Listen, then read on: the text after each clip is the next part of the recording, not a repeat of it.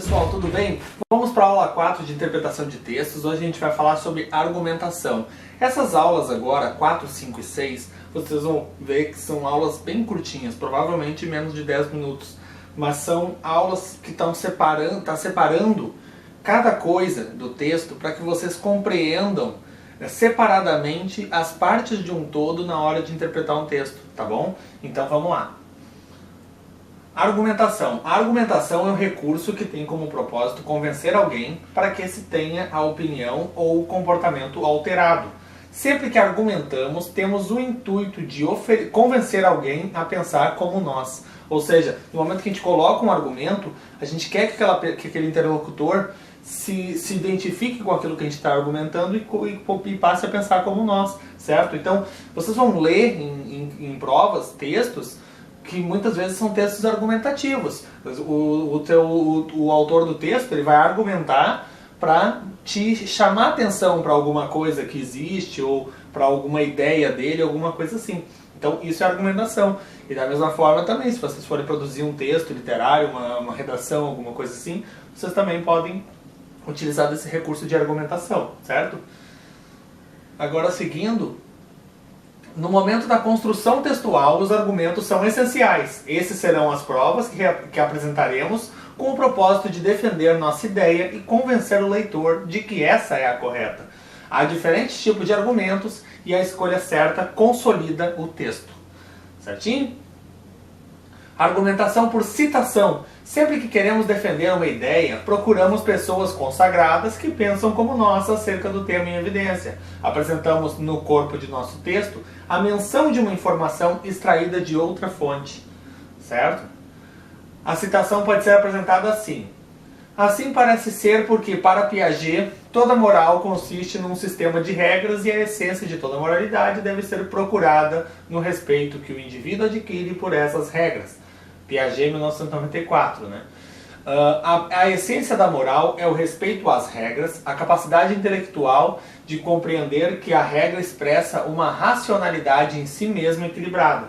O trecho citado deve estar de acordo com as ideias do texto, assim tal estratégia poderá funcionar bem, tá certo? Então, aquele texto que está sendo produzido pelo autor, ele vai fazer citações que se encaixam dentro daquele tema que ele está apresentando, para que a argumentação dele sobre aquilo se encaixe nas ideias do autor e para que as ideias daquele autor já mais consagrado também se encaixem nas ideias dele. Então ele está nessa argumentação por citação para convencer o interlocutor, para convencer o leitor de que a ideia dele é correta, baseando-se nas ideias desse consagrado que é o Piaget, certo? Um exemplo. Argumentação por comprovação, aí já é um pouco mais diferente, né? A sustentação da argumentação se dará a partir das informações apresentadas, dados, estatísticas, percentuais que a acompanham. Esse recurso é explorado quando o objetivo é contestar um ponto de vista equivocado. Então, assim, é muito utilizado esse texto, por exemplo, né? Vamos supor aqui, uma situação hipotética.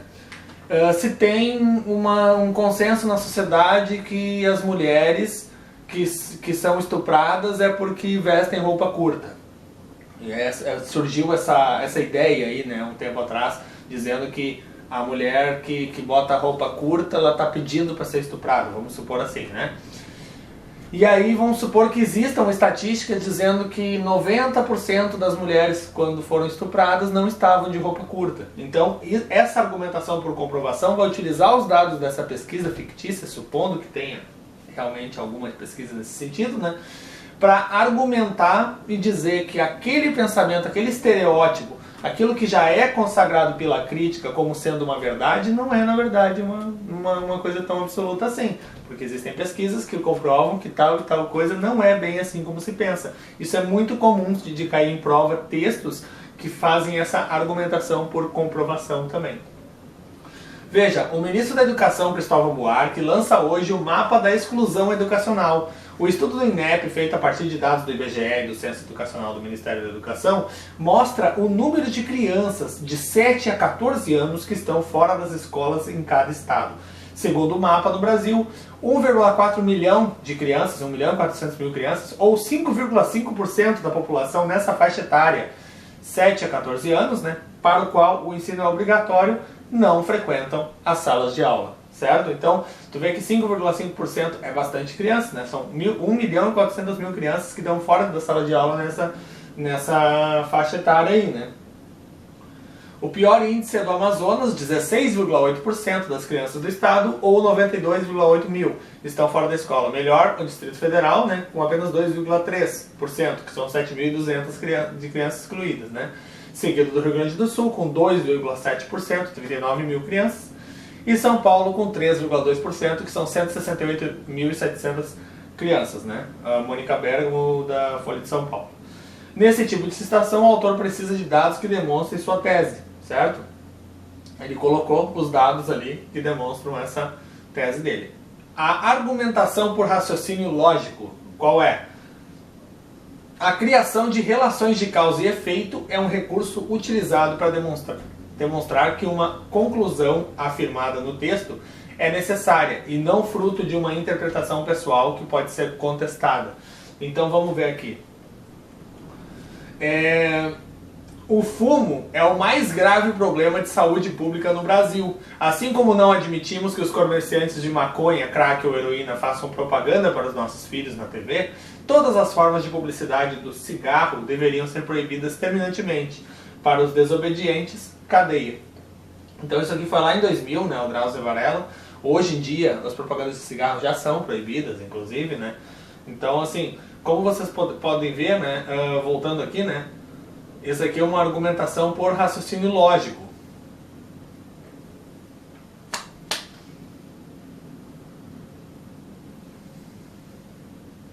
Argumentação por raciocínio lógico. A criação de relações de causa e efeito é um recurso utilizado para demonstrar que uma conclusão afirmada no texto é necessária e não fruto de uma interpretação pessoal que pode ser contestada. Então, assim, ó, ele não está utilizando dados para isso, né? Ele está apenas raciocinando em cima daquilo que é apresentado aqui na sua argumentação. Não é uma argumentação por citação e não é uma argumentação por pesquisa, por apresentação de dados, né? É uma argumentação por raciocínio lógico daquilo que se apresenta ali, que faz com que o autor raciocine em cima daquilo e veja o quão necessário é tocar no assunto. Para a construção de um bom texto argumentativo, faz-se necessário conhecimento sobre a questão proposta, fundamentação para que seja realizado com sucesso, certo?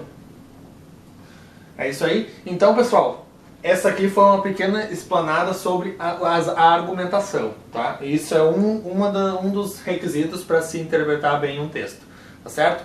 Nas próximas aulas 5 e 6 também vão ser aulas curtas assim, porque são temas pequenos dentro de um contexto maior, tá certo? Continue focado e até a próxima aula. Muito obrigado.